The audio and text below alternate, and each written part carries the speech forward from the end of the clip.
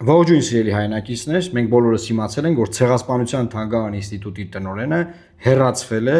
վարչապետ Նիկոլ Փաշինյանի ցուցումով, հրահանգով։ Նախկինում խոսակցությունը գնում էր հետևյալի մասին, որ նա Ջեյ Դի Վենսին, ԱՄՆ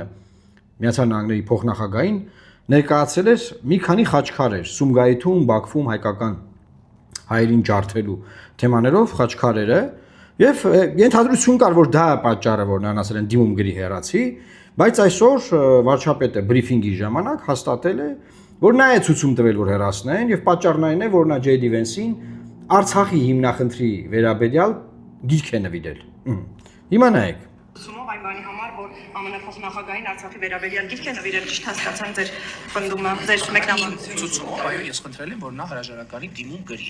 Իմ ցուցումը եղել է Արցախի մասին իր խոսելը, նաև գիրք նվիրելը, հա դուք համարել եք դա կառավարության քաղաքականությանը հակառակ ինչ-որ գործ։ Այո, ես դա համարել եմ կառավարության վարած արտաքին քաղաքականությանը հակառակ գործողություն, ես դա համարել եմ սադրիչ գործողություն եւ խնդրել եմ, որ դիմում գրի։ Պարոն վարչապետ, այն դեպքում հնարավոր է դուք հոգեվորականների հետ կապված ես։ Այստեղ գնում արդեն եկեղեցու մասին սադնենք մի կողմ, ասում է ես համարել եմ սադրիչ գործողություն, գիրք նվիրելը, ես մի հատ այդպես նյարդային ասում այդ մասը,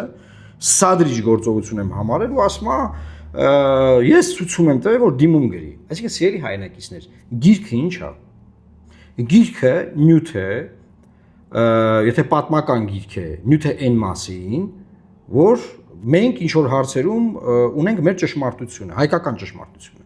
Քանի որ Հայաստանի Հանրապետությունն այլևս ըստ էության կառավարվում է Ադրբեջանից եւ Անկարայից, այսինքն թուրքերն են Հայաստանը կառավարում դրսից ասում են ինչ անեն Հայաստանում եւ տենց էլ արվում է։ Այս իմաստով սիրելի հայրենակիցներ մեզանում ներդրվում է ադրբեջանա-թուրքական պատմական նարատիվներ, այսինքն որ մենք սխալ ենք, Արցախը թող ա եղել մեր վզին, մենք եկվոր ազգ ենք, քոչվոր ժողովուրդ ենք եկել ենք ստեղ, այս երկիրն արհեստական է, կա արևմտյան Ադրբեջան, որ այս երկիրն է, ադրբեջանցիները պետք է գան ստեղ ապրեն ու հլու ունազատ մենք ստեղ ապրելու ենք։ Սահմանադրության հռչակագրից պետք է հանվի, Սահմանադրության նախաբանից պետք է հանվի հռչակագրի վերաբերյալ դրույթ, բայց չկա նման դրույթ ըստ էության բանա նախաբանի մասին է խոսքը, այսօր դա էլ ասե վարչապետը, եւ ես վստահեցնում եմ, այս երկիրը, այս մարդիկ տանում են իր ավարտական փուլին։ Հիմա մտնում ենք մի հատ շրջան, որ գնում ենք դեպի ավարտական փուլ։ Եվ ոչ միայն սա արտաքին քաղաքականության մասին է, որ երկրում չի կարա լինի մի քանի արտաքին քաղաքականություն, մաս էս բաներ է խոսում։ Խի, բանը Ցեղասպանության Թանգարանի տնօրենը արտաքին քաղաքականություն վարող է, գիտնական է, գոյություն ունի գիտական ազատության վերաբերյալ հիմնարար փաստաթղթեր եւ հիմնարար իրավունք, որ այն պետք է պաշտպանված լինի։ Այսինքն գիրք նվիրելը, գիրքը հանցագործություն է Հայաստանում, հայերի մասին, հայոց պատմության մասին գիրքը հանցանք է, հայերի մասին, որ հայերը ճիշտ են որևէ հարցում հանցանք է, հանցագործություն է։ Հիմա պետք է գիտնականները, գիտությունների ազգային ակադեմիայից այս վերևից, սենց ոտքով քայլելով դուրս գային, սենց երթով գնային։ Ես է դուրս գայի որպես շարքային քաղաքացի միանայի իրանց։ Հիմա գիտնականները, համալսարաններից դասախոսները,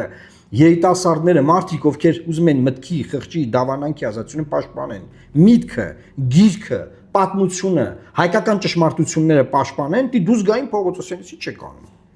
Եվ սերի հայրենակիցներ, սա բան չի, հենց չի, որ այս նոր եղավ, բան նոր իմացանք։ Այս process-ը սկսվել է 24 թվականից, ես հիմա բան եմ ցույց տալիս։ Հավաքություն, որ վարչապետն իրական Հայաստանի փիլիսոփայությամբ հիմք է ստեղծում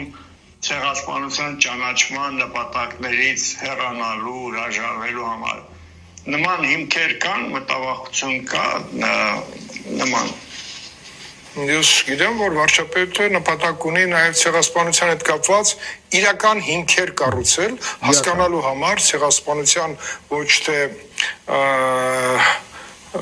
ավելի առարկական դարձնել ցեղասպանության ենթարկված մեր հայրենակիցների ամբողջ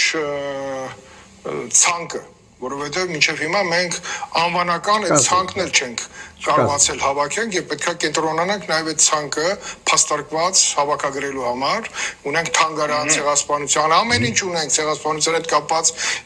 գիտաժողովներ, գրքեր, դոկտորական աշխատանքներ, բայց ամենակարևորը պետքա ունենալ այդ միլիոն ու կեսի ազգանունները որտեղ ոնց ինչ պայմաններում որպեսզի դա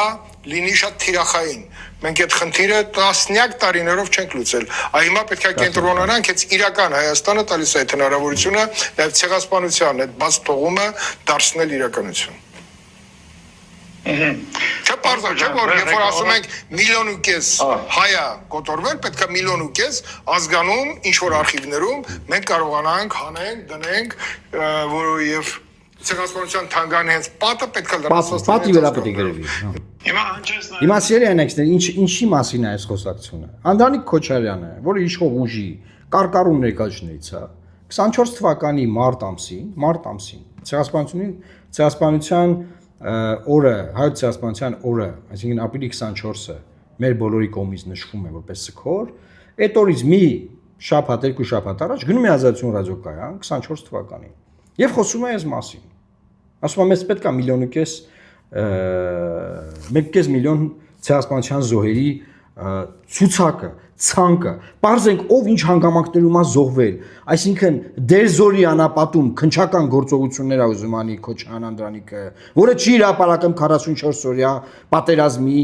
քննիչ հանձնաժողովի զեկույցը, ինչ ա ուզում անի Անդրանիկը Քոչարյան։ Ու ասում է վարչապետն ա ուզում, ֆիքսեք, չի ասում ես իմ գաղափարն է։ Հետո որ սուր քննադատում եմ ես այս մարդը, հետո քաղաքական ուժերն են միանում այս քննադատության, գնում է ինտերվյու ա տալի, ասում է սա իմ գաղափարն է, վարչապետը սա հետ կապ չունի, վախեցան։